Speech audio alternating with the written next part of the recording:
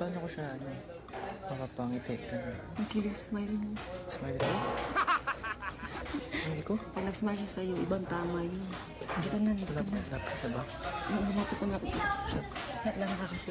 Pinakabahan ako. Si Elise lumapit para tignan ang nananakit na likod ni McCoy. Mama, ito na po yung nurse niya. Yan. Sabi ko sa'yo. Siya po yung nurse. Saan na? Dito? Saka dito? Wala namang lamig, ma'am. Malamig siya. Wala pong lamig. Makoy saan? Dito.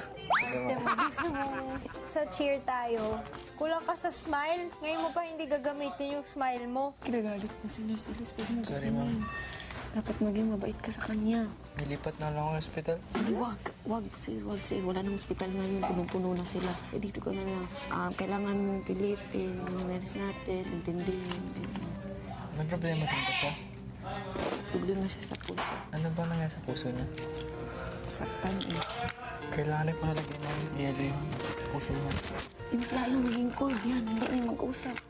Dapat ipainit. Oo, naluloko ka. Bryce! Hindi na. Masakit Ano din ba? McCoy at Elise, maglaro nga tayo ng multu-multuhan. Dali na! Magparamdam tayo ng feelings and concerns.